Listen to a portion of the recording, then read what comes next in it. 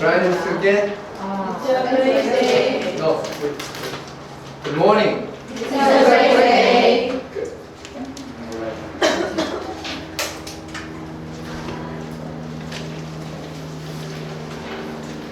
이따가 제가 다시 한번 얘기할 텐데요. 이 실러버스 오늘 교환하기로 돼 있죠. 네. 제가 다른 한 일들을 이렇게까지 문서를 만들다가 요 실러버스를 완전히 끝내지 못했어요. 그래서 할 수 있는 방법은 이번 주말에 여러분들한테 이메일로 내가 보내고 싶거든요. 네. 그러니까 굉장히 우리 수속고 그거를 요 밑에 또 책임 것들이 있거든요. 그걸 해가지고서 이 브레이크 동안에 돌려서 각자 좀 다 이메일 쓰도록 그렇게 한번 해서 그걸 제가 받으면 한꺼번에 보낼 수 있습니다. 이메일 없는 학생이 한두 사람 있으면 다른 방법을 우리가 해보겠습니다. 오케이. 어제까지 우리가 키아제에서 Cognitive X, 인지적 활동의 4가지 개념이 있는 가운데 4 different concepts. 그 가운데 첫 번째 스키마타에 대해서 충분히 설명을 했다고 생각을 해요. 근데 그것이 이 피아제 학설의 시작일 뿐이지 아직도 많은 내용들이 좀 더 첨부되고 또 도움이 되는 그런 부분들을 우리가 커버를 해야 하거든요. 그래서 우선 스키마타에 대한 개념을 우리가 이해한 그 상태에서 이 Cognitive X Second Element or Second Concept, 그래서 그 4가지 개념 가운데 두 번째 거 피아제.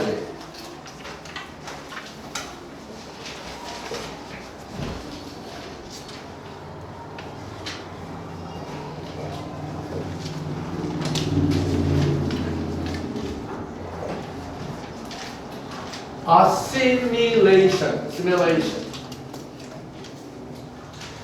여러 가지 한자 단어들이 있기는 있는데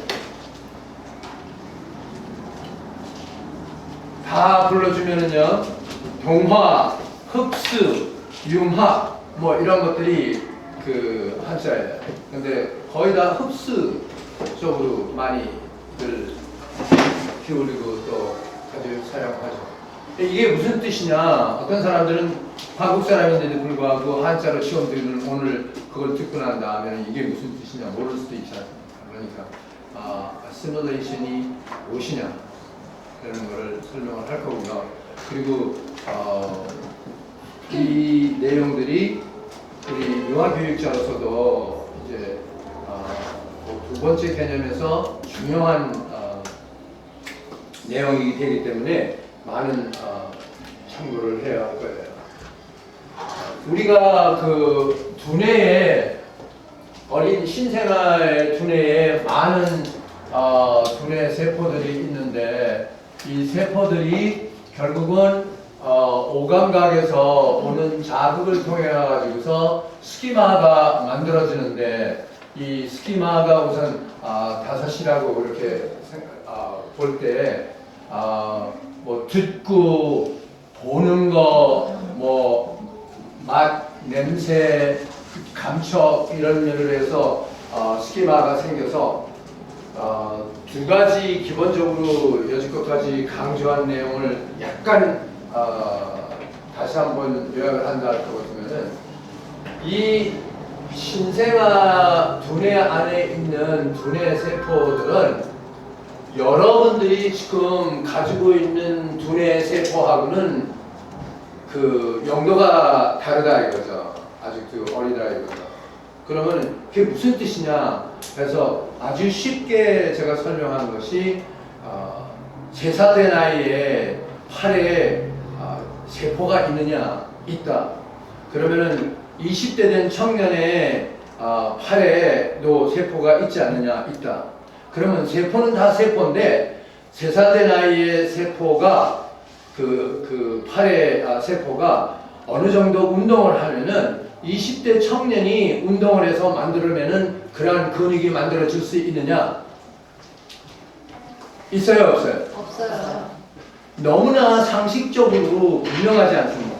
근데 많은 사람들이 착각을 하면서 어떤 착각을 하느냐 하면은 신생아도 두뇌의 세포가 있고 우리도 두뇌의 세포가 있는데 근데 왜 신생아들이 우리만큼 생각을 못하고 못 알아듣고 못 보고 그런다고 하느냐 하는 것들이 그 이유 때문에 그렇다 이거죠. 설명이 됐죠? 아닙니까? 됐어요. 됐어요. 예. 그러면은 신생아의 두뇌 세포가 할 수 있을 만한 그 능력이라는 것이 요 때에 제한되어 있어서 어제도 제가 잠깐 그려줬지만은 나중에 우리가 발달 단계에 대해서 좀 더 설명하게 될 때 이 문제를 조금 더 구체적으로 하겠지만은 피아제는 분명히 자기의 그 많은 시험을 통해서 임상적인 시험을 통해 가지고서 아이가 여기가 신생아라 할 것 같으면 이 신생아의 두뇌에는 어느 정도까지만 가능하다 하는 능력의 제한이 되어 있다 이거죠. 한계가 있다 이거예요. 그래서 우리가 스키마를 만들기는 만들었지만은 이 스키마 만드는 이 스키마들이 예를 들어 가지고 소리다 하는 이 오감각의 한 중에서 소리다 하는 것이 이쪽으로 와 가지고서 이 스키마의 소리를 만들었으면은 신생아는 계속적으로 귀로 들어오는 모든 소리 사람의 음성 그것도 음성 가운데 아버지 엄마 다 다룰 수 있고요. 그리고 무슨 바깥에서 나오는 소리들, 문 닫는 소리들, 여러 가지 다양한 소리를 귀를 통해서 들어서 만들어낸 이 소리라는 요 스키마 하나에 계속적으로 그거를 집어넣거든요. 근데 집어넣어도 이 안에 들어와 있는 것들이 너무나 분명치 않은 것들이기 때문에 나는 엄마의 목소리를 듣고 있다. 저거는 할아버지다. 이런 구별이 아직 안 되는 상태다 이거예요. 이해가 되세요? 네. 그러나 소리는 다 이리로 들어온다. 그렇게 해서 만들어진 이것들이 스키마예요. 그리고 종합적으로 우리가 복수가 될 때는 스키마 다 그래서 alright. 여기까지 복습하는 입장 가운데서 다시 오늘 새로 시작하는 흡수 assimilation 이라는 요 두 번째 피아제 학설의 개념은 일단 만들어진 이 스키마에 이 스키마에 계속적으로 똑같은 그 오감각을 통해 가지고 들어오는 것들이 계속적으로 들어오면서 이 스키마가 점점 더 커진다 이거죠. 그러니까 요거 하나를 이쪽으로 해서 그 예를 들어 가지고서 이게 소리인데 소리가 이러한 그 스키마를 처음에 만들어졌다 할 것 같으면은 계속적으로 여러 가지의 소리들이 들어오는 환경에서 이 스키마가 점점 더 커진다 이거죠. 들어오는 만큼. 무슨 뜻인지 이해가 되세요? 네. 예. 확장한다 이거예요. 그래서 또 쉽게 예를 하나 들으면은 풍선을 생각하면 돼요. 풍선은 여러분들이 처음에 후 했을 때 요만한 사이즈인데 조금 더 불었더니 조금 더 커지고 어떤 때는 이렇게 크게 만들 수 있죠. 네. 그러면 그 풍선이 크게 만들어졌기 때문에 풍선 숫자가 바뀌었습니까? 하나 되는 풍선이 둘이 됐습니까? 다섯이 됐습니까? 아니죠. 똑같은 풍선이에요. 그냥 사이즈만 커진 거예요. 왜요? 계속 공기를 부어넣기 때문에. 마찬가지로 아이는 그리고 태어나면서부터 눈이 떠 있으면은 그 눈으로 자기가 여러 가지를 보기 시작하는 거예요. 똑같은 거를 계속 봐도, 그렇죠? 똑같은 거를 계속 봐도 이게 똑같은다는 거를 아직 모르는 시대가 신생아예요. 그러니까 엄마의 얼굴이 계속 오는데 엄마는 벌써 낳자마자 요 내 새끼 그래가지고 나는 엄마다, 너는 내 뭐 딸이다, 아들이다, 그런 면으로 어른의 생각을 하고 있지만은 아이는 눈을 깜빡깜빡하면서 보면서 또 보이네, 또 보이네, 보이네 그러지만 또래는 단어도 없어요, 그 아이한테는. 그러니까 한 번 딱 보였으면 봤다. 그리고 그 다음에 또 봤으면 또 봤다. 그거지. 그러나 먼저 본 거하고 지금 새로 본 거하고 비교가 되면서 이게 같은 사람이냐 아니냐 이런 생각의 여지가 없는 상태예요. 그냥 보는 거예요. 하나 스키마타 쪽에서는 이 두뇌 쪽에서는 뭐가 계속 들어오는 대로 받아들이기 때문에 엄마의 얼굴이 1000번, 10,000번이 들어오면은 이 많은 그 수억의 이 세포가 스키마를 그 눈으로 만들어 놓은 스키마 안에 그 또 들어오면 1000번이 들어오면 1000번은 들어오는 대로 인상적으로 계속 입력을 시키기 때문에 이 스키마 자체가 점점 더 확장된다 이거죠. 이해가 되세요? 그걸 가지고서 그 확장되는 상태를 이제 더 많이 들어오는데 똑같은 스키마에 똑같은 것들이 들어와서 점점 사이즈가 커지는 거를 우리가 assimilation이래요. 그러면은 어제 우리가 시작을 했고 오늘도 계속적으로 연결을 시키는 건데요. 스키마가 전혀 없는, 가상한 거예요. 스키마가 전혀 없는 어린이 아이를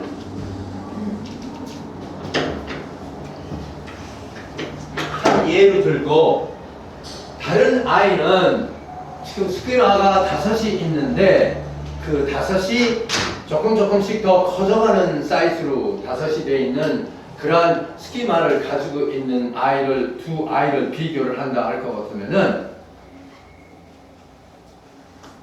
한 아이가 다른 아이보다 우리의 용어를 쓰면서 지성이 높다 할 수 있어요. 누구예요, 그 아이가? 신생아예요?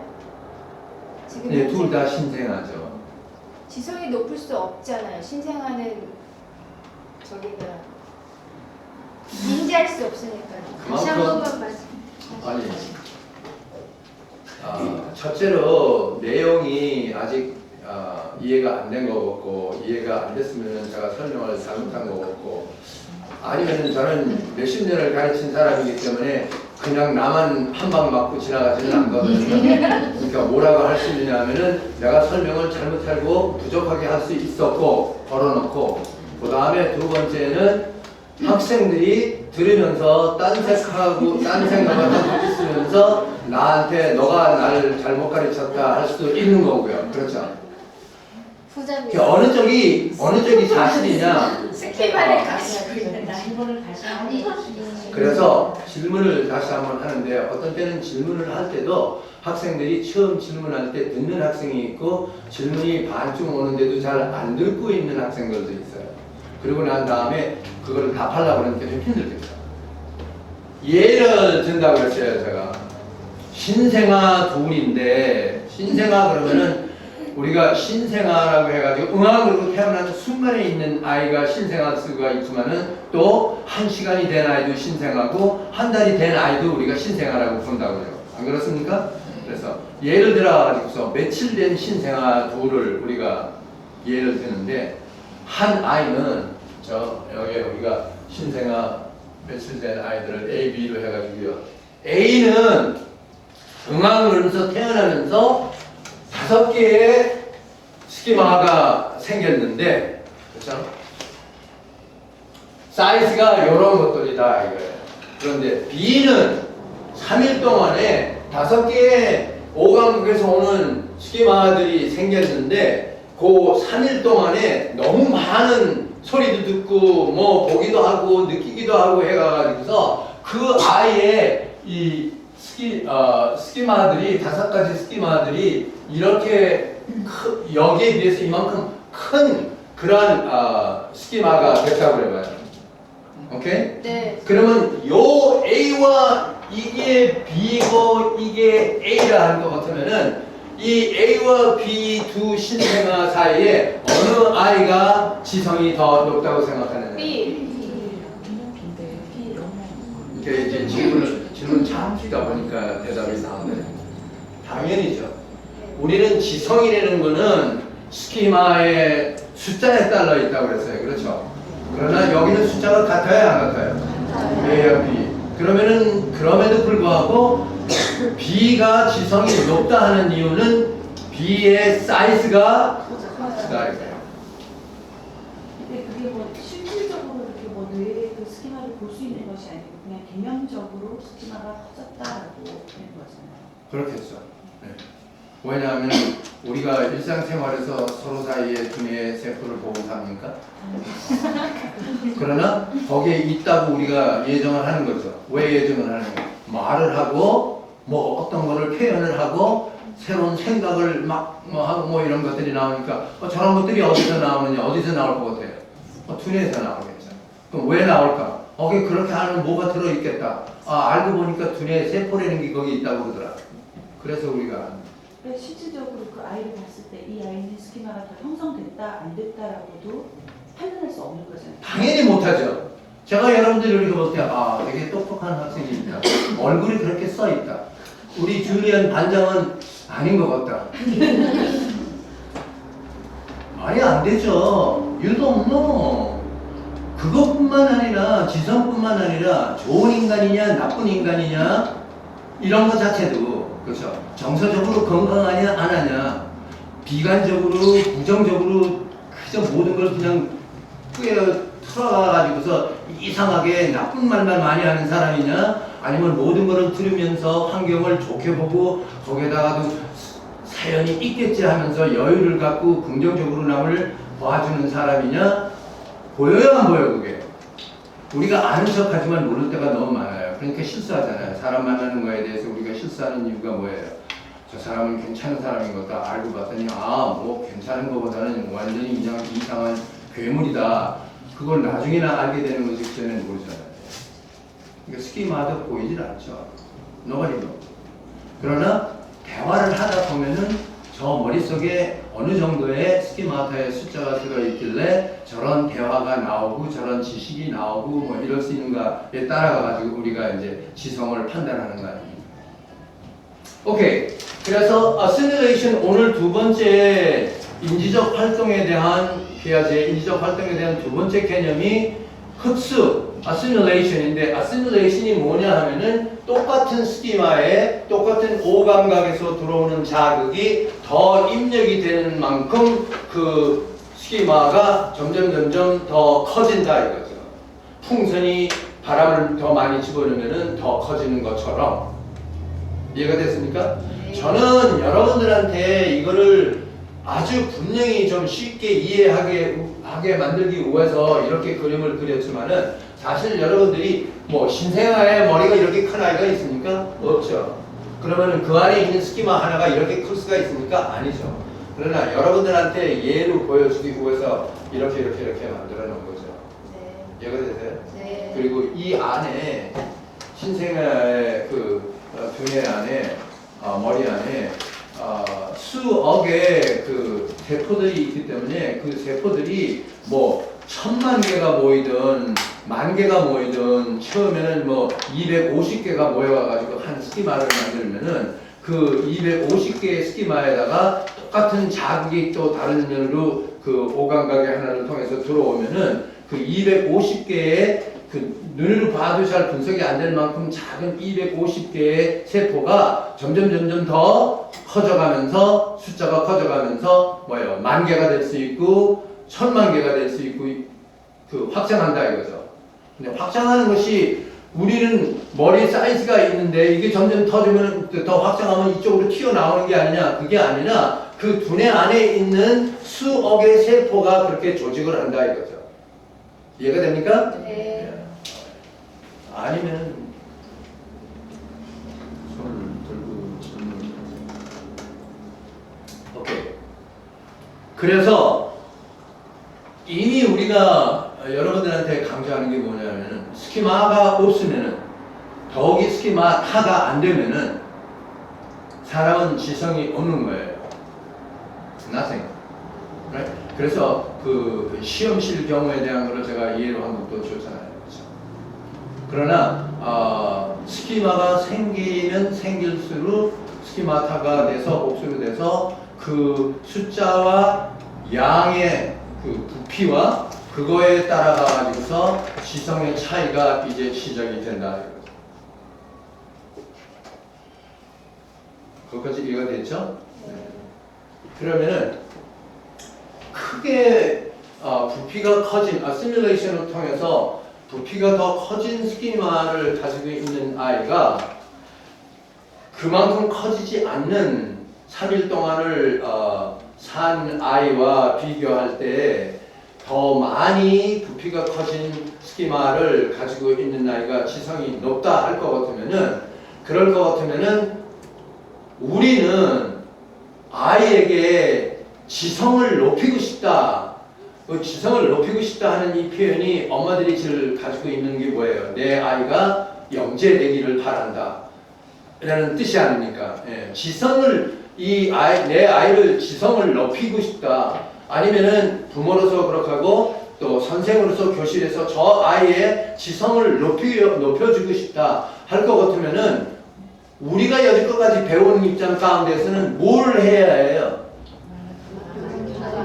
경험을 많이 시켜줘요. 환경적인 요인에 의해서 경험을 많이 시켜줘요. 이 스키마가 하나하나씩 있는 이 5가지 스키마에다가 어린 아이들이기 때문에 계속적으로 더 많은 것을 경험하게 되면 오감가고요. 자극을 받고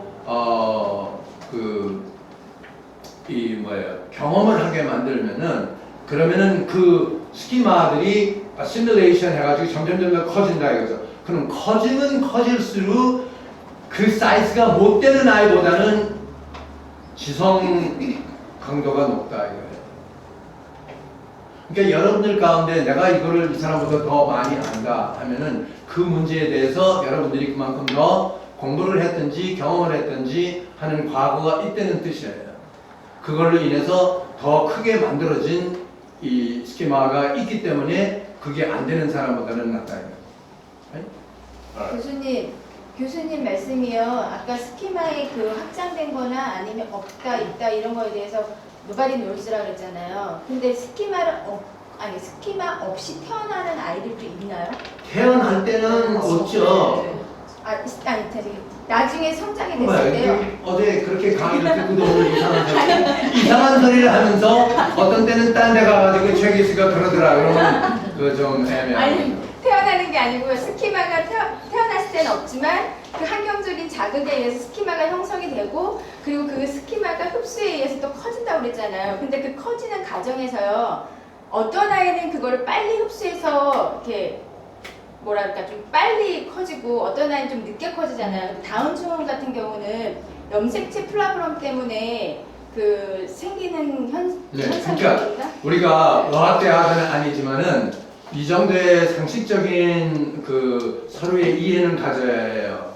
뭐냐 하면은 우리가 지금 얘기하는 거는 소위 정상적인 아이들, 그렇죠? 그러니까 어느 두뇌의 어느 부분이 손상됐거나 또는 어떠한 병이 있거나 이런 아이들과 건강한 아이를 비교하는 게 아니고요.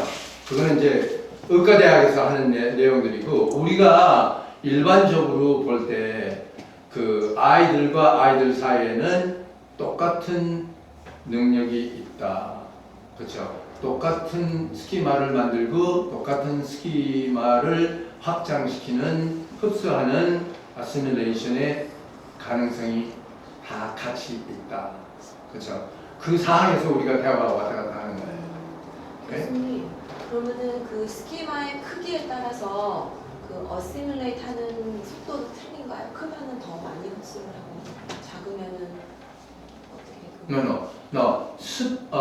더 많이 받아들인다는 거는 지금 우리가 아직 신생아 요 단계에서 왔다 갔다 하는 나중에 이제 그 발달 단계가 들어가면은 여러분들이 한참 더 예를 들어서 2살 된 아이들에 대한 두뇌에 대해서 우리가 얘기를 하면서 피아제가 어떻게 생각하고 있느냐 하는 걸 하면은 이제 상이 좀 달라져요. 그렇지만 어떤 것들이 들어오느냐 하는 거는 그러한 경험이 있느냐 없느냐예요. That's it. 오케이. 그러나 우리가 지금까지 가지고 있는 일반 상식에서 생각을 해보세요. 그래서 이 방법론에 가면은 우리가 이런 학설을 또 다른 면으로 정리를 하지만은 생각을 해보세요. 2살 된 아이, 이제 지금 신생아는 이 강의에서는 신생아가 지금 요 수준에서는 맞지만은 아까 한 그 질문에 대한 이해로는 우리가 2살 된 아이를 간다고 해봐요. 2살 된 아이가 어떠한 환경을 우리가 만들어줘서 자극이 들어와서 스키마를 만들려고 한다. 아니면은 만들어진 스키마 안에 더 들어가서 확장하려고 그런다. 하는데 선생이 아이를 계속 꾸중을 하든가 혹은 옛날식으로 신체적으로 학대를 한다든가 하면서 환경을 만들어주면은 그 부정적인 환경과 정서의 충격이 자기가 흡수할 만한 것을 충분히 흡수를 못하게 한다. 그래서 똑같은 교실에서 똑같은 것을 배웠는데 어떤 사람은 그게 흡수가 되고 어떤 사람은 조금밖에 흡수가 안 되는 이유가 내가 딴 생각을 하고 있으면서 들으면은 똑같은 강의를 들어도 흡수가 돼야 안 돼요. 그만큼 안 되잖아요. 예. 근데 계속 교수들이 하는 이야기지만은 좀 애매하게 자기가 딴 생각을 하면서 많이 안 듣고 난 다음에 딴 데 가가지고는 그 사람이 이러더라 하고 이상한 얘기를 하든지 나는 요것밖에 못 배웠다 하든지 하는 이런 거를 뭐 일반적으로 그냥 진리라고 막 그렇게 선포하는 사람들이 있는데 그 좀 배우는 사람들이 겸손해야 해요. 항상 어떤 조건을 붙여야 되냐면은 제가 지금 하는 이야기는 혹시 내가 딴 생각하다 들어가가지고 완전치 모르겠지만은 그래도 지금 그 환경에서는 요렇게는 내가 알고 있어요. 요 정도는 얘기를 해야 한다고요. 그렇죠? 그게 진실이에요. 근데 사람들이 그렇게 하니까 내가 아는 대로 탁 외우면서 이게 다다 그렇게 얘기를 조건이 없어요. 그게. Alright. 근데 사실 신학대학을 공부한 사람이기 때문에 이런 것도 가끔가다 이렇게 찔르지만은 뭐냐 하면은 8계명에 뭐라고 써있느냐면은 이웃에 대해서 거짓 증거하지 말라고 했거든요. 8계명이에요. 근데 내가 어떻게 가르쳤다는 거를 자기가 잘 소화를 못하고서는 나쁘게 얘기를 해놓고 난 다음에 나에게 그런 손상이 오게 되면 그 8계명은 여러분들이 예, 지는 죄인이 되는 거예요. 매일 저녁에 하루의 생활을 정리하면서 하나님께 기도할 때 8계명에 대해서 잘 기억하세요. 네. 제가 최 교수님한테 어떤 실수를 강의 내용에 대해서 친구들하고 대화 가운데 한 적이 없는가 뭐 이런 것들.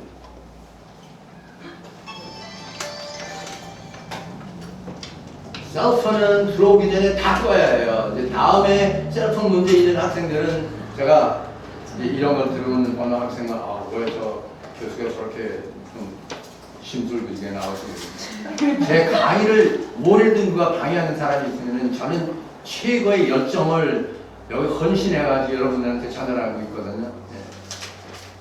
그러니까 여러분들이 만약에 그렇게 생각을 못했다고 그러면 저는 들어오기 전에 명상하고 들어와요.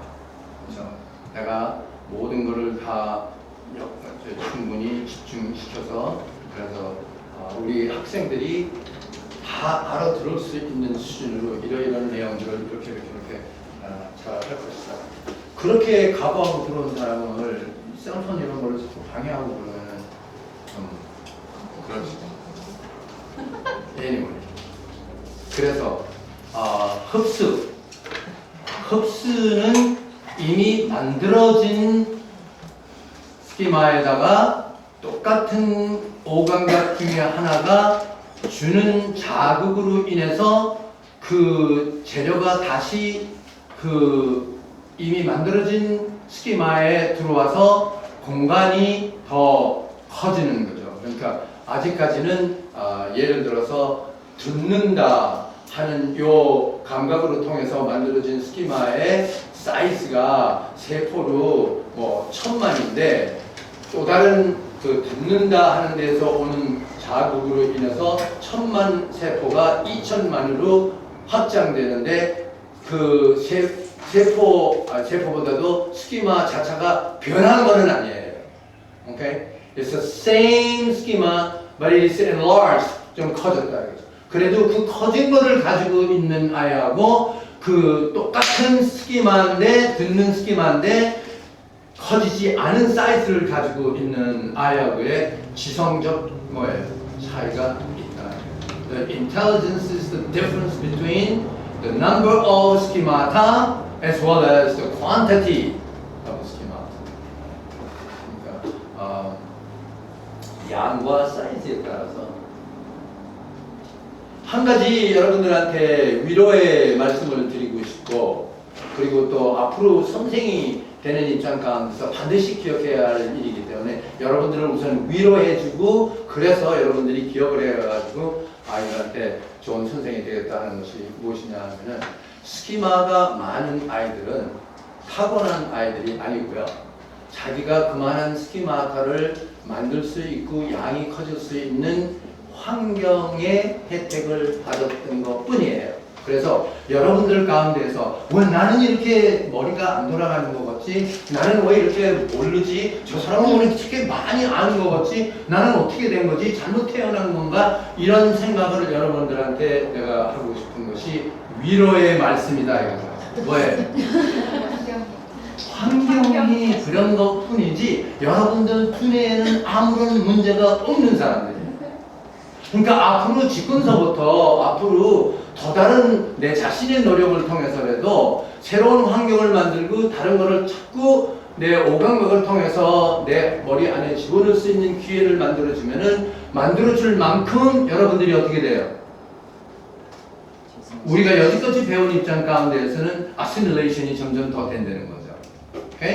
네. 그만큼 더 되면은 된 만큼 되기 전보다는 한참 더 지성이 높은 사람이 됩니다. 마찬가지로 여러분이 여러분 자신들을 위로하는 것처럼 교실에 들어가서 2살, 3살 된 아이들을 가르치게 될 때 어떤 아이가 내가 볼 때 일반적인 과거의 개념으로서는 그 반짝반짝거리고 똑똑하게 안 보인다 하는 아이가 있을 때 바보로 태어났구나 하는 이 옛날 생각은 전혀 하면 안 되고요. 그 아이가 그럴 수밖에 없는 환경이었기 때문에 그런 것 뿐이다. 요거를 이해를 해서 절대로 비교 차별을 하면은 안 돼요.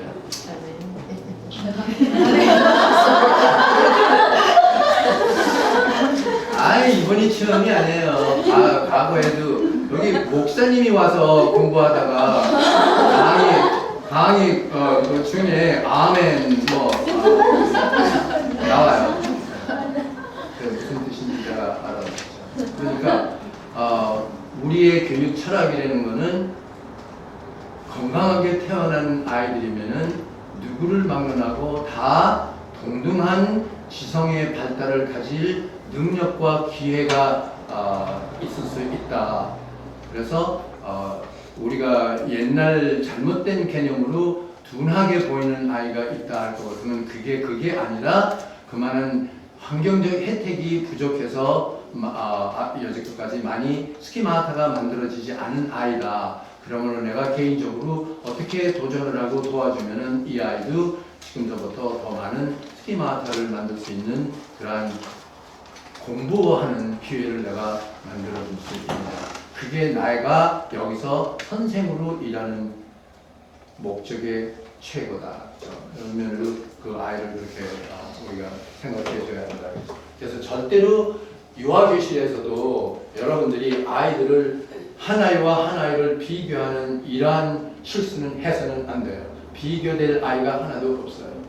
예를 들어 가지고 여러분들을 좀 저희 가끔마다 한국 단어가 척척 안 뜨는데 여러분들을 좀 지적하기 위해서 그리고 민망스럽게 하기 위해서 제가 여러분들을 그냥 공개적으로 비교를 한다고 해요. 그렇죠? 그러면은 그 비교하는 입장 가운데서 나쁘게 비교된 부분에 여러분들이 속한다 그러면 얼마나 여러분들이 불편하고 거북하겠어요. 그렇죠? 그냥 그 비교를 안 하는 이유가 저는 여러분들을 뭐 제가 오래 가르치다 보니까 좀 더 학생 보는 눈들이 더 빨라지고 더 넓어지고 하는 것은 사실이지만은 여러분들을 보면서 누가 이런 얘기를 하고 이런 반응을 하고 어느 사람은 안 하고 뭐 조금 하고 이런 거를 보면서 뭐 여기는 아주 그냥 특별한 무슨 저 영재가 앉아 있고 저기는 앉아 이런 생각이 하나도 없거든요. 여러분 자신이 그 내로를 보면서 거기까지 와 있는 사람이다. 거기까지 와 있는 이유는 뭐예요? 그러한 환경이 여지껏까지 뒷받침을 많이 했거나 덜 해줬거나 하는 그 차이뿐이지 다른 게 없어요. 그렇기 때문에 오케이 흡수에 대해 가지고 지성에 대한 강조를 제가 또 한 번 몇 번 강조를 했고 이제는 아시밀레이션이 뭐라는 걸 알죠. 그러면은 아시밀레이션이 필요해요, 안 해요? 필요해요. 당연히 필요해. 아시밀레이션이 안 되면은 그 다음 단계 내가 설명하고자 하는 이 단계에 혜택이 없어요.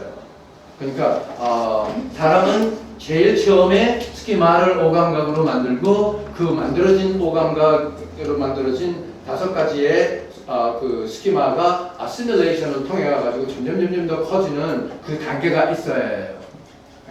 근데 아이한테 그 어제도 제가 잠깐 얘기를 했지만 아이한테 엄마가 음악을 너무 좋아해 가지고서 나 얘는 뭐 피아니스트를 내가 만들겠다 뭐 연주자를 만들겠다 하는 이상한 그 고립된 생각으로 아이한테 한 환경적인 것만 자극을 더 많이 시킨다 할 것 같으면은 그만큼 그쪽에 있는 시기만은 자꾸자꾸 더 잘하겠죠. 계속적으로 더 들어오니까요. 네.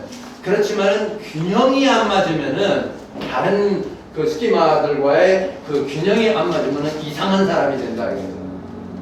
이해가 됐어요? 네. 그러니까 우리는 한쪽으로 누구를 특별히 막 성장시키는 어느 부분을 성장시키는 것보다는 다양한 면으로 모든 것에 아이가 그래서 아주 쉽게 뭐 다른 예를 든다 할 것 같으면은 가능하면은 이 세 세대에서 자녀들을 키우는 부모들이나 또 교육시키는 여러분들은 아이들이 양손을 다 쓸 수 있는 기회를 만들어줘요. 뭐 왼손 쓰면 그거 안 된다. 뭐 오른손 뭐 이게 아니에요.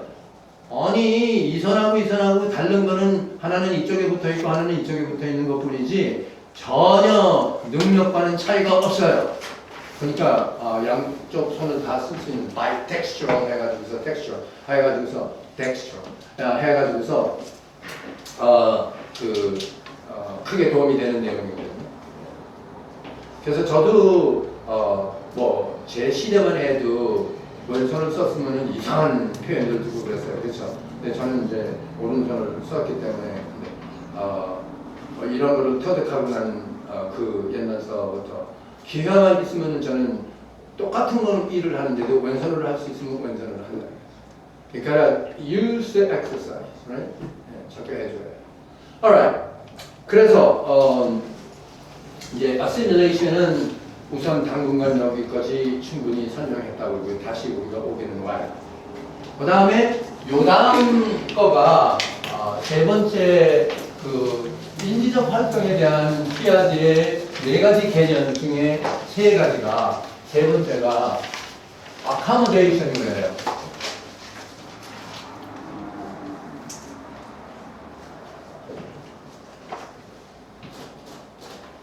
accommodation. 영어를 조금 하는 사람들은 아까 그 assimilation도 마찬가지고요. 이 단어도 그렇고요. 이 단어들이 다양한 의미로 쓰여지거든요. 그러니까 뭐 assimilation 그러면 딱 한 가지 의미밖에 없고 accommodation 그런 게 아니고요. 여러 가지로 쓰여졌어요. 그러니까 여기서는 심리학을 공부하는 여러분들이 피아제를 공부하는 요 특별한 사항에서 피아제가 쓰는 단어가 accommodation이에요. 그래서 또 이거를 그 한자로는 적응 또는 조절 뭐 이런 단어를 써요. 적응, 조절, accommodation. 여러분들은 미국에서 공부를 하고 또 미국 환경에서 아이들을 가르치고 할 그런 사람들이기 때문에 이 한자에 대해서 또 한글로 나오는 내용들을 이해하고 있는 것도 좋지만은 많이 대화 가운데서 우리가 남하고 대화를 할 때 assimilation, accommodation 이런 것들을 쓰게 될 테니까 스펠링도 배워야 하고 요 정도는 그렇죠. 그리고 또 발음도 배우고 그래서 이걸 일상 영어로 교육자로서 써야 한다. 오케이, 뭐가 accommodation이냐? 이제 그림을 조금 다른 면으로 이제 만들어가지고요. 예를 들어가지고 이제 한 가지만 우리가 할 거예요. 한 오감각에서 어떠한 이 스키마가 만들어져서 뭐 이게 소리면 소리로서 스키마가 처음에 만들어지면서 여기에 또 똑같은 이 귀로 들어오는 모든 정보가 입력되기 시작해가지고서 이 스키마가 점점 더 커지는 이러한 상태가 됐다. 그래서 이거를 우리가 assimilation이라고 한다. 그러면 요 한 군데마다 제가 만드는 거는 한 10개밖에 안 들어가겠지만 이게 뭐 만 세포가 요거를 만들었다. 그리고 여기 또 만이고 뭐 이렇게 해가지고서 수천만이 되는 이런 입장 가운데에서 딱 한 가지를 지적한다 그러면은 쉬운 예이기 때문에 이 신생아가 듣는 많은 소리 가운데 제일 자주 많이 듣는 소리가 뭘 것 같아요? 엄마의 목소리예요. 항상 엄마가 뭐 말하라고 그러고 모여도 주고 그리고 또 와서 인사도 하고 뭐 다 이렇게 씻어주고 또 갈아주고 하면서 눈도 맞추면서 말하고 계속 얘기를 하는데 물론 눈 맞춤에서 나오는 거는 이제 또 다른 스키마로 들어가는 거지만 이 아이가 계속 듣는데 엄마 소리가 일로 계속 들어온단 말이죠. 그렇죠? 근데 소리기 때문에 여기 계속 집어넣는 거예요. 근데 한참 듣다 보니까 자주 듣는 소리가 있는데 그 소리가 우리는 엄마 소리지만은 아직은 자기는 몰라요. 아이는 몰라요. 근데 자주 듣는 소리다. 그러면은 이 소리가 자주 들리기 때문에 이 소리는 이 소리 안에 다른 소리와는 다르다 하는 것을 생각하는 시간이 온다 이거죠. 언제 오느냐는 거는 환경에 따라 가지고 달라요. 그러니까 지금 신생아가 우리가 뭐 1개월이 됐느냐, 2개월이 됐느냐, 3개월이 됐느냐 그 정확한 그 순간을 우리가 따지는 게 아니라 많이 들은 어떤 소리다라는 결론을 내는 순간이 온다 이거죠. 근데 그게 응안 걸고 태어난 그 다음 날에는 불가능하고요. 그 다음 날도 불가능하고 불가능한 이유는 많이 듣지를 않아서가 아니라 아무리 자주 들어도 불가능해요. 엄마 소리를 구별할 수가 없어요. 왜요? 제가 뭐라고 그랬어요? 태어날 때 가지고 있는 세포의 능력과 그렇죠? 나중에 영양 섭취를 해서 성장하면서 그 다음 단계로 가가지고서 사이즈가 더 커지는 두뇌의 그 배경 안에서 뭐를 할 수 있는 거하고는 차이가 있다 이거죠. 3살 된 아이가 아무리 운동을 해도 20대 청년의 근육을 못 만들어낸다고 그랬잖아요. 마찬가지로 많이 듣는 목소리인데 저 소리가 엄마의 목소리들은 아직도 모르지만은 무언가 자주 들어가지고 똑같은 소리 같다. 그런 요거를 자기의 성장 단계에서 영양 섭취가 좋고 환경도 좋고 하는 입장 가운데서 그거를 느끼게 되는 순간이 오면은요. 이거는 어떤 소리인데 자주 들리는 소리다라는 거가 느끼게 되는 순간이 오면은 두뇌에서 어떠한 활동을 하느냐 하면은 새로운 스키마를 하나 여기서 만들어요. 이 안에 있는 여기에서요. 요 소리는 다른 소리들과 달리 자주 오는 요 소리다 하는 그 소리를 특징을 어느 정도 입력해가지고 엄마의 목소리까지는 아직 안 왔어요. 아직도 어리기 때문에. 그러니까 자주 듣는 소리인데 똑같은 소리다 라고서는 여기다가 요거는 다른 걸로 만들자 그래가지고 두뇌가 스키마를 또 하나 만들어요. 그 스키마가 어디서 나오느냐 하면은 요 스키마가 어디서 나오느냐 하면 여기서 새로 생기는 거는 나중에 우리가 커서 그 할 수 있는 능력이고요. 아주 어린 신생아나 이런 어린 시절에는 다른 스키마가 또 하나 나온다는 거는 여기서 소리에 관계된 스키마 하면은 이 소리로 만들어진 첫째 풍선, 첫 스키마 여기에서 나오게 됐어요. 이렇게 나와요. 근데 스키마가 만들어졌거든요. 그런데 이거는 여러분들한테 더 분명히 하기 위해서 제가 위치를 이렇게 만든 것 뿐이지만은 사실은 이 안에서 약간 나와가지고 여기다가 하나 만들 수도 있다 이거죠. 오케이? 그러면은 요거를 만드는 것이요. 새로운 스키마가 만들어지는 거는요. 특별히 새로운 스키마가 만들어진 assimilation, 그죠? 이미 만들어진 스키마에서 나와서 새로운 한 스키마가 만들어지는 거를 지금 요 단계에서는요. accommodation인 거예요. 그러니까 accommodation이 이루어진다는 거는 이미 스키마가 있다는 뜻이고요. 그리고 그 스키마에서 자주 반복되는 어떤 내용을 종합을 해가지고 요거는 소리 가운데 좀 더 특이한 소리다. 자주 들리는 소리다. 아니면은 특이한 소리다. 뭐 이런 걸로 나와가지고 소리는 소리대 요거는 다른 소리들하고 내가 구별을 하겠다 해가지고 만들어 놓는 스키마가 생겨요.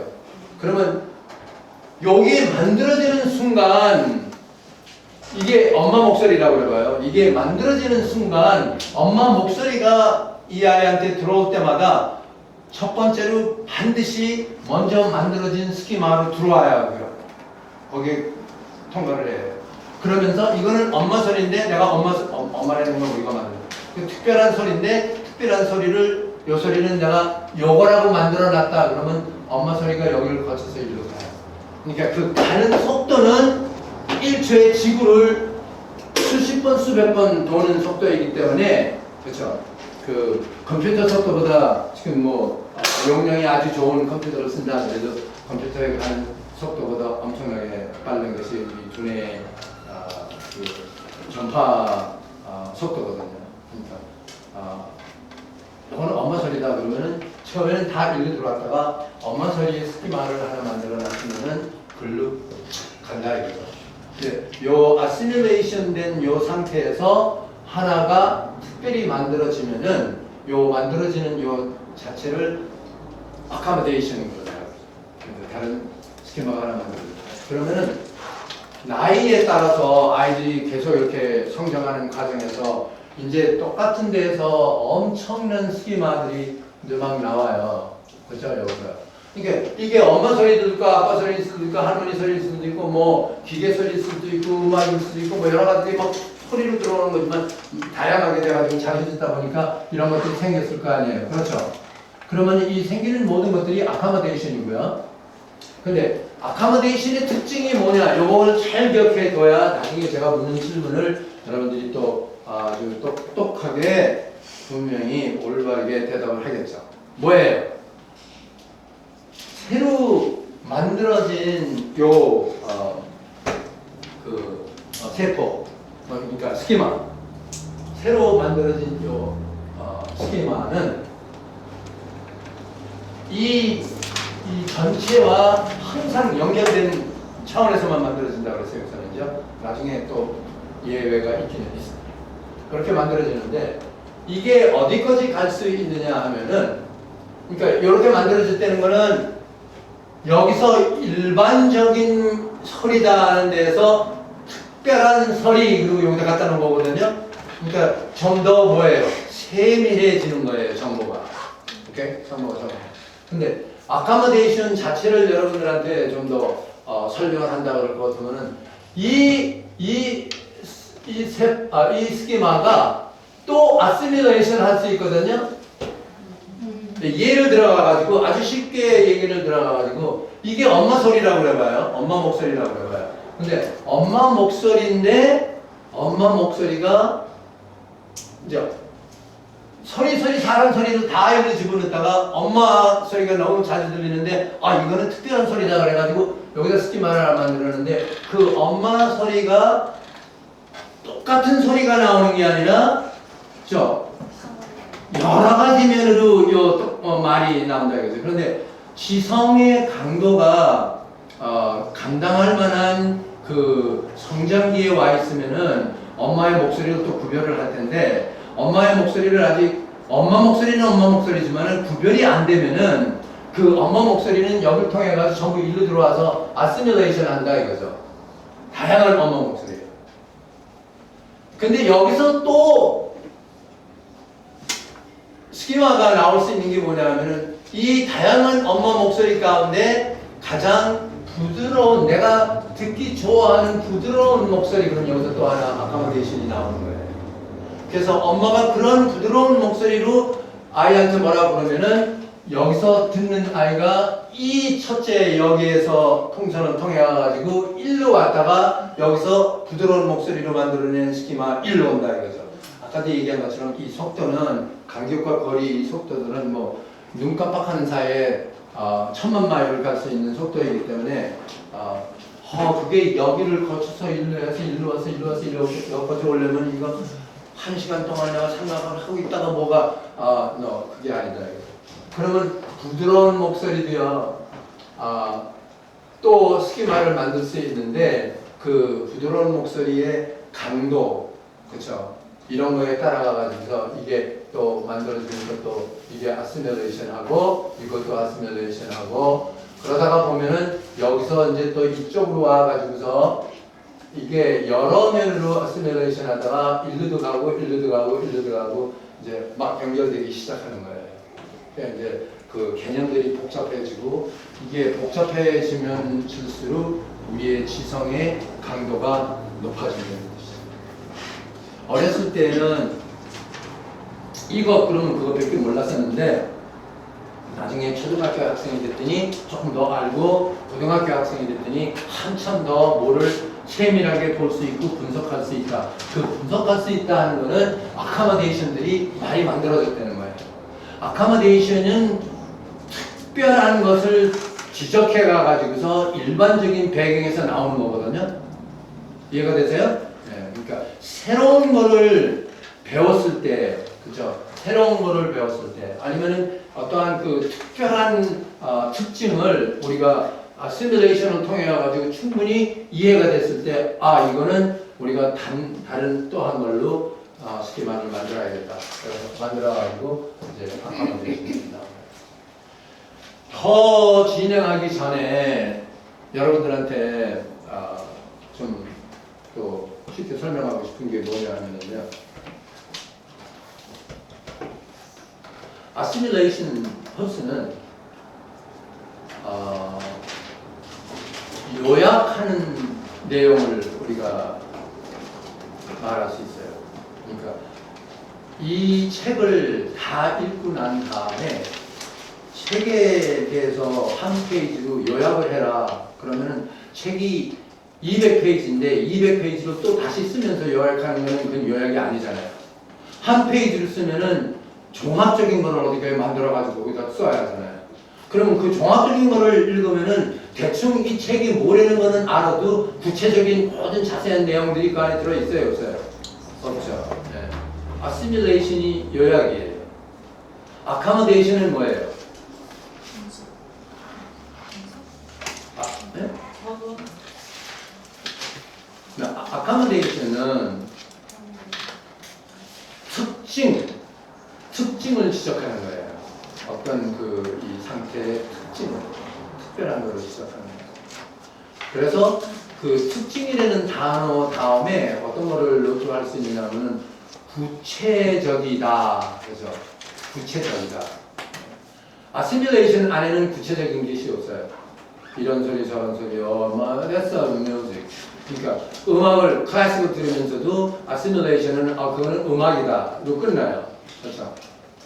근데 아카모데이션에는 음악에서 뭐가 나오느냐 하면 저거는 클래식이다 나왔으면은 아카모데이션이고요. 클래식에서 저거는 모차르트다 그러면은 또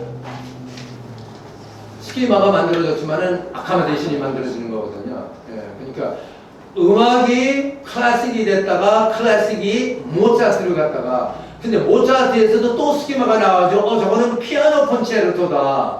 근데 피아노 콘체르토의 스키마에서 또 나오는 게 뭐냐면 저건 피아노 콘체르토 넘버 21이다 하면은 지금 스키마들이 계속 아카모데이션으로 만들어지지만은 구체적으로 더 정확해질수록 또 나오고 또 나오는 것이 아카모데이션이거든요.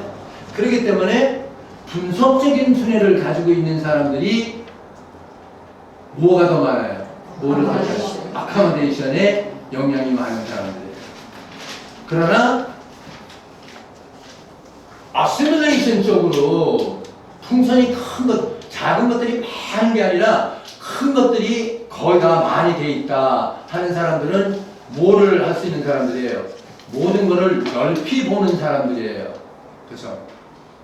여러 가지 이렇게 넓이 보는 사람. 그래서 이제 우리가 심리 정서적인 차원으로 들어가면은 어떠한 응용이 되느냐 하면은 왜 누가 꼬치꼬치 뭐 깨물으면서 사람을 괴롭히는 사람이 있죠. 이 사람들 안에는 뭐가 많이 습관된 사람들이에요. 아카모데이션이 하는. 근데 뭐라 그래도 뭐 그렇지 그걸 가지고 이렇게 따져 아이고 나 그 골치 아파 그런가 보다. 더워서나 더 죽겠는데 무슨 말을 하면 좀 덥긴 덥죠. 왜 그렇게 성화야 뭐 이러는 사람들이 뭐예요? 시뮬레이션으로 모든 것을 다 감당하는 사람들이다. 여유 있는 사람들이에요. 여유. 그래서 장단점이 있어요. 그렇죠? 이런 내용이 왔다 갔다 하면은 뭐 이미 늦은 사람들은 제외를 하고요. 아직도 기회가 있어서 앞으로 뭐 결혼 상대를 찾는다 뭐 이런 사람들이 있으면은 재밌게 그냥 지나가면서 할 수 있는 이야기가 옛날서부터 사회학자들이 뭐라고 하냐면 opposite attracts라는 단어가 있어요. 뭐냐면은 반대와 반대의 개성을 가진 사람들이 서로 매력을 느낀다고. 그러니까 아시뮬레이션으로 자란 사람이 아카모데이션을 만나잖아요. It's something new. 자기한테는 이게 안 되는 건데 뭘 구체적으로 설명을 하고 뭐 하나를 아주 꼬치꼬치 해가지고서 다 풀어내고 하니까 이게 매력이 된다 이거죠. 근데 자기는 또 그렇게 자란 아카모데이션의 사람인데 누구를 만났는데 자기가 아카모데이션이기 때문에 자기가 귀찮은 사람이 되는 걸 알아요. 아무 따져, 뭔지 따지고 이러니까. 근데 사람을 만났는데 자기 같으면 막 이렇게 따지고 뭐 어떻게 해가지고 그걸 분석해가지고 결국은 그냥 이상한 부정적인 생각을 하게 되는 거를 이 사람은 안 하고 뭐 그걸 그렇게 생각을 해. 이렇게 하면 되지. 이거 괜찮잖아.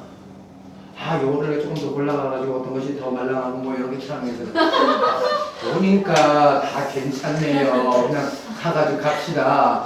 뭐 이런 경험을 하니까 저 매력적이다. 그 정말 매력적이다. 그래가지고서는 이 반대와 반대가 샥 매력을 느낀다 이거죠. 거기다가 우리 인간이 본능적으로 타고나는 번식 본능이 작동을 하면은 이제 눈이 멀어져가지고 다른 거는 안 보이고 그런 것들만 느끼면서 사랑한다 뭐 한다 그러면서 이제 매력을 느끼는 거죠. 그러다가 결혼을 했더니 이 여자는 너무 따지는 거야. 이게 연애 때는 매력이었는데 결국은 일반 생활을 하다 보니까 너무 따지는 거야. 이게 그냥 골치 아파가지고 내가 무슨 실수를 했느냐. 여자는 여자대로 그거 굉장히 이렇게 관용한 그런 것들이 굉장히 매력적이었는데 이거는 모든 거가 전부 다 괜찮은 거예요. 전부 다 괜찮고 뭐 빨랑빨랑 일어나서 뭐 좀 하라고 하고 천천히 해도 돼. 늘 여유가 있고 그러니까 이게 또 답답한 거야. 그러니까 전에는 굉장히 매력적이었는데 왜 이게 이러냐. 우리 30상기생들은 저한테 몇 번 들어서 잘 알고 있는 내용이고요. 34기생들은 오늘 처음 듣는 얘기지만은 그래서 앞으로 결혼 기회가 있는 사람들은 저 사람이다 그렇게 찍으면은 한 3,000불을 가지고서 인상심리학자를 찾아가서 상담을 받아요. 저 사람 안에 몇 살짜리 인간이 들어있느냐, 아카모데이션이냐, 뭐예요? 어시뮬레이션이냐, 뭐 이런 거. 네. 그 인상심리학자들이 이거 잘해줘요. 그리고 남의 걸 어떻게 알아요? 네? 저런 상대자예요. 저 사람에 대해서 내가 얘기를 하면 그 인상심리학자가 다 알아요. 인상심리학자가 된 이유는 그런 거를 알아내는 모든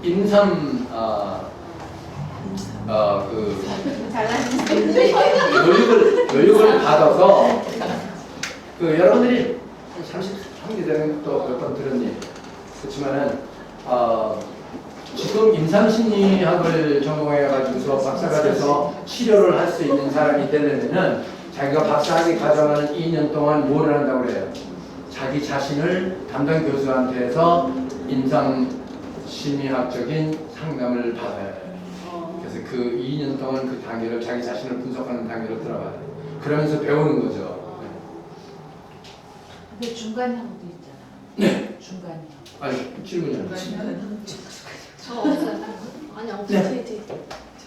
질문하세요. 네, 지금 말씀 들어보면 어시뮬레이션에서 어코모데이션으로 가는데 이 발달 단계를 보면 어코모데이션이 어시뮬레이션보다 더 높은 단계로 되어 있잖아요.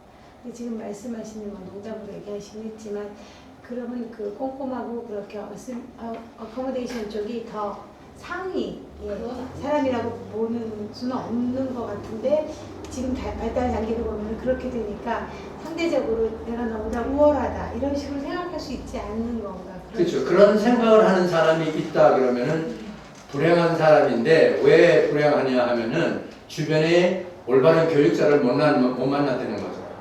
자기 주변에 좋은 교육자들이 있으면은 어린이 교실서부터요. 교육자가 있으면은 너는 지금 아카모데이션 쪽으로 많이 자극이 돼 있는 아이기 때문에 내가 어시뮬레이션 쪽으로 더 균형을 맞추는 면으로 너를 내가 도와줘야겠다. 그리고 그 자기도 모르게 아주 어린 유아 교실서부터 잘난 척하는 개성이 보인다 하면은 그 아이를 꾸지람하는 것이 아니라 그 아이한테 아 얘가 이것 때문에 착각하고 있구나. 그러니까 그렇지 않다 하는 것들을 계속 가르쳐주는 환경을 만들면은 자기가 그렇게 유별나게 특별한 인간이다, 뭐 지성 소유자다 하는 개념을 이제 서서히 중화시키죠. 그러니까 아이한테 우리 34기생들은 지나간 그 과목들이 있기 때문에 설명이 됐지만은 어떤 아이가 자기도 모르게 자기가 똑똑하다는 생각을 한다는 거는 자기 자신이 남과 비교할 때에서 나오거든요. 자기가 무인도에서 혼자 살고 있으면 똑똑한 줄 알아요? 몰라요? 비교할 것이 아무것도 없으니까 내가 똑똑한 건지 바본지 아무것도 모를 거 아니에요.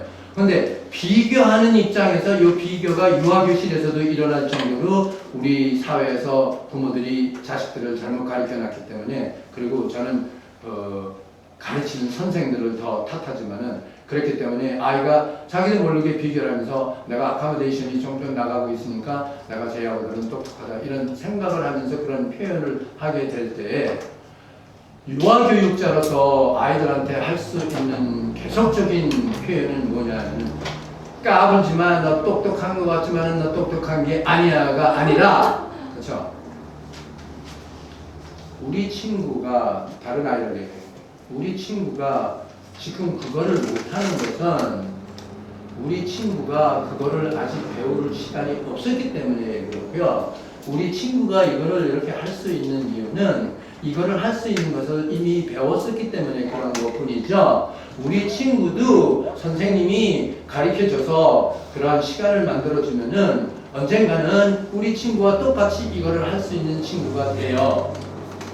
그래서 환경적으로 네가 특별한 어떤 혜택이 있어서 그 부분에 네가 이런 거를 이렇게 지금 할 수 있다는 것 뿐이지 그 자체가 너가 똑똑한 게 아니라 그렇죠? 그리고 더 나아가서 아이가 만약에 그런 면에서 아이가 또 문제가 있다 할 것 같으면은 어느 정도까지 우리가 나갈 수 있느냐 하면은 똑똑하다고 생각하는 아이에 대한 거를 우리가 알고 있는 선생이기 때문에 그 아이가 부족한 점이 있을 거예요. 그렇죠? 우리는 전인 교육에서 신체적, 정서적, 인지적, 사회화 이 네 가지 가르친다고 했어요. 그렇죠? 34기생들은 이제 앞으로 많이 소개되는 내용이고요. 그럼 이 전인 교육 가운데에서 아이가 인지적으로는 빠른 것 같은데 신체적으로는 키가 작고 몸이 허리허리하다고 그래요. 그러면 그게 단점이 될 수 있는 거 아닙니까? 근데 지금 뭐를 못한다 그러고 약번 그 아이를 봤더니 자기보다는 등치가 크고 건강하게 생겼다. 신체적으로 그런 거예요. 그러면은 우리가 이 잘났다고 하는 아이가 이 아이가 배경이 아직 그렇게 안 됐기 때문에 아닌 것 뿐이지 얼마든지 할 수 있는 아이라고 설명을 하는데도 잘난 척 한다 그럴 것 같으면은 우리가 어디까지 지적을 할 수 있느냐 하면 사람은 그렇죠? 어떤 거는 잘 되고 어떤 건 잘 안 될 때가 있어요. 근데 우리 친구를 보면은 저 친구보다 몸이 뭐예요? 작네요. 그렇죠? 그렇지만 우리 친구도 열심히 좋은 음식 먹고 운동 선생님하고 친구들하고 많이 하고 그러면은 저 친구처럼 더 건강해질 수 있지만 지금은 저 친구가 더 크네요. 하는 면으로 너가 잘난 것 같지만은 이 아이에도 장점이 있고 너에게도 단점이 있다는 거를 균형을 맞추기 위해서 지적을 해줄 수 있다. 그 수준까지 가려면. 근데 일반적으로 이 아이가 못하는 거는 너보다 두뇌가 나빠서 바보이기 때문에 못하는 게 아니라 너가 가지고 있는 기회를 못 가진 것 뿐이다. 요거에 대한 그 환경 그 설명을 해주면서 우리 교실에서는 그러므로 선생님은 내가 누구보다 더 잘한다 못한다 하는 이야기는 안 해요. 우리 교실에서는 절대로 내가 비교라는 단어를 이해할 수준이면은 우리는 선생님도 우리 친구와 친구 사이를 비교를 안 하고 우리 친구들도 친구와 친구 사이에서 비교하는 것을 선생님은 원치 않아요. 다 시간이 되면은 할 수 있는 친구들이에요. 요거 가르쳐줘요. 질문이 있네요. 네. 이거 좀 다른 질문일 수 있는데 그 치매나 그 부분적인 기억 상실증 같은 거는 어커머데이션에 무슨 그 손상 아까도 얘기했지만은요, 건강한 면으로 정상이 아닌 질병이나 사고로 인해서 문제가 생겼거나 이러한 그 특별한 사항에 대한 것을 우리가 여기다 같이 연결을 시키면 안 돼요. 오케이? 실제로 저희 아이하고 아버지가 그 유난히 어시뮬레이션의 그 발달이 잘 돼 있어요. 대신에 어코모데이션은 진짜로 좀 뭐랄까 실질적으로 우리는 딸아이하고 저는 그 어코모데이션이 굉장히 발달이 잘 돼 있고 우리 남편과 아들은 또 그래요. 근데 남편이 그 자기가 그 원래 설계사인데 자기가 그 건축학과를 나왔는데도 설계할 때 그 공간 능력이 굉장히 부족하더래요. 그래갖고 그러니까 그것도 자기가 이제 테스트를 받아서 알았는데 자기가 그러니까 아이가 자랄 때 어떤 거에서 테스트했더니 이 아이도 공간 능력이 부족한 걸로 나왔대요. 근데 공부는 또 굉장히 잘해요. 공부도 잘하고 뭐 음악에게서 절대음감 같은 것도 있고 결론의 질문이 뭡니까? 네. 그런데 이런 사람들이 지금 말씀대로 뭐 임상 실험을 통해서 또는 훈련을 통해서 지금 이게 이렇게 이렇게 발전이 될 수 있나요? 네, 우리 인간의 두뇌는 죽을 때까지 능력을 가지고 있기 때문에 아무 때라도 계속적으로 훈련하는 상황에서 우리 상황을 변화시킬 수 있어요. 근데 성격은 어제도 우리가 얘기한 것처럼 기질과 연결될 수 있는 건데요. 기질 문제는 선천적으로 우리 조상들의 DNA를 통해서 가지고 나오는 거기 때문에 그거는 또 다른 면으로 우리가 방법론을 통해 가지고서 아이들을 도와줄 수 있는 거고요. 그러니까 그 질문 뒤에 있는 제가 걱정스러운 이 느낌이 뭐냐 하면은 불가능하지 않느냐, 이미 늦지 않느냐 하는 의미가 들어있는데 우리의 전적인 반응은 뭐냐면 아니다 이거죠. 불가능한 것도 없고 늦은 것도 없어요. Any time is a good time for new learning.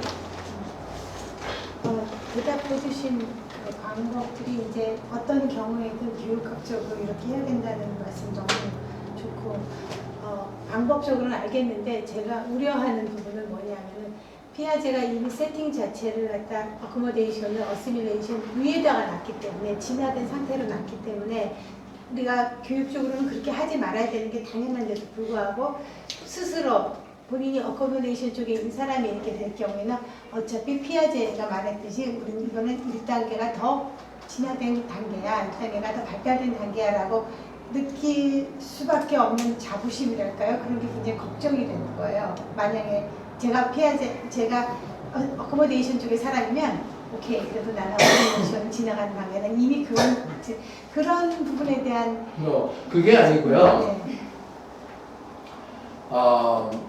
나중에 요 다음 단계를 우리가 이제 강의 들으면은 또 다른 그 결론이 나오겠죠.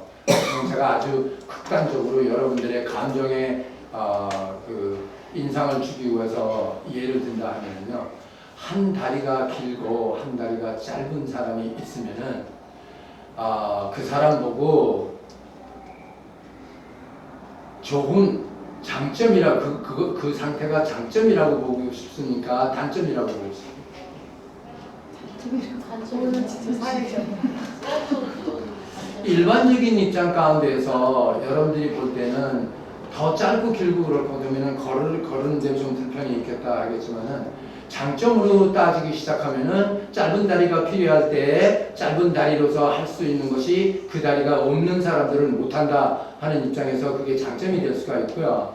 또 다른 면으로는 짧은 다리이기 때문에 큰 다리가 할 수 있는 그 부분을 감당을 못하기 때문에 그래서 이게 단점이 될 수 있는 거고요. 아카모데이션하고 아시밀레이션이 어느 쪽이 더 좋으냐 하는 질문에 대한 거는 나중에 다음 단계에서 나온다고 했지만 이미 질문이 나와서 제가 커버를 하지만은요. 네 번째 그 인지적 활동의 그 개념이 피아제의 개념이 equilibrium이라고 해가지고 있어요. 균형이라는 단어예요. 그래서 피아제는 어떤 거를 강조하느냐 하면은 여러분들이 교육자나 부모된 입장 가운데서 자녀들을 지성 발달에 관심을 둔다 할 것 같으면은 아카모데이션 쪽으로 넘어가는 것도 건강치 않고 아시밀레이션이 너무 많은 것도 건강치 않기 때문에 양쪽을 균형을 맞춰주는 밸런스를 해주는 면으로 가르쳐라겠죠. 그리고 교육시켜라, 발달시켜라. 물론 우리가 인간이기 때문에 완전한 퍼펙트 균형을 어려서부터 맞추면서 죽을 때까지 가지고 올라가는 것은 그건 불가능해요. 그러니까 어떤 때는 이쪽이 좀 올라갔다가 어떤 때는 이쪽이 좀 올라갔다가 뭐 이래가면서 결국은 이쪽으로 좀 기울이고 이렇게 많이 가는 사람도 있고 어쩌면 이쪽으로 기울면서 많이 가는 사람이 있으면서도 이런 교육을 받고 또 이런 내용을 이해하는 사람일수록 자기 자신이 균형을 맞추는 것이 나에게 더 건강한 지성인이 될 수 있고 인격체가 될 수 있다는 이 자체를 자기가 시도를 하고 도전을 하기 때문에 되도록이면 이게 이렇게 되지 않도록 그 사항을 만든다 이거죠. 그러니까 equilibrium이라는 이 균형이라는 네 번째 제목이 피아제한테는 엄청나게 중요한 내용이에요. 그래서 모든 교육자들한테 똑같이 그 피아제가 도전하는 것이 어느 한쪽이 더 발달하면은 그 자체에서 주는 어떤 혜택이 있기는 있지만은 그러나 그게 극단적이 되면은 그 혜택이 되는 자체가 나중에는 결국은 손해가 되는 면으로 부족한 점으로 될 수 있다 이거죠. 그러니까 너무 어떤 사람들은 이런 거를 몰라서 그냥 하다 보니까 아카모데이션 쪽으로 많이 발달이 돼서 뭐 지하실에 있는 시험실에 가가지고서 세밀한 균 하나를 찾아내려고 20년 동안을 투자하는 그러한 그 분석적인 과학자들이 있지 않습니까? 그 사람들은 아카모데이션 쪽으로 나가지 아시밀레이션으로 기울어진 사람이 그런데 직장을 가질 수도 있고요. 예. 가서 일하라 그러면 한 달 만에 어떻게 해요? 튀어나오죠. 그래서 This is not my work. 여기서는 내가 이거면 됐지 이거를 뭐 또 하고 뭐 또 하고 이게 말이 되느냐고 그러고 튀어나온다고요. 예, 그러니까 안 맞는다 이거죠. 근데 그래서 그런 사람들이 특별히 필요로 대한 부분들이 있기는 있는데 피아제가 결론적으로 어떠한 이 경고를 하느냐 하면요. 참 그러니까 일반적인 우리가 생각하는 영재가 아니고요. 천재가 아니고요.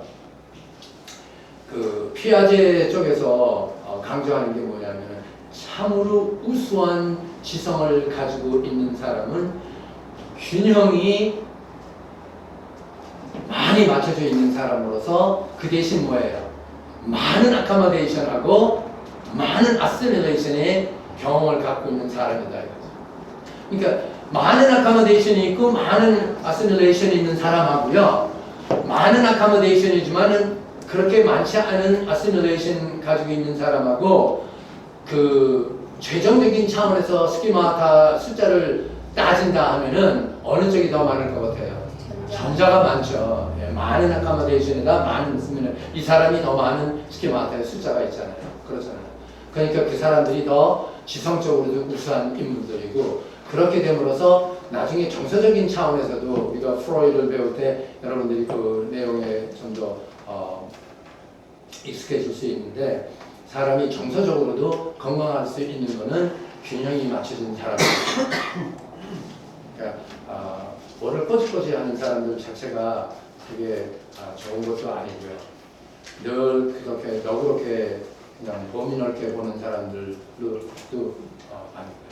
그러니까 참으로 뭐 예를 들어서 제 생각으로는 피아제 같은 사람은 균형이 맞춰 있는 사람이죠. 그 사람은 분석적으로 이런 거를 다 해냈지만은 결국은 어떠한 결론을 내느냐 하면은 우리가 균형을 맞추는 것이 가장 건강하다 하는 결론이 나올 수 있다는 것은 이 사람이 뭐예요? 아시밀레이션 쪽도 그만큼 많이 성장된 사람.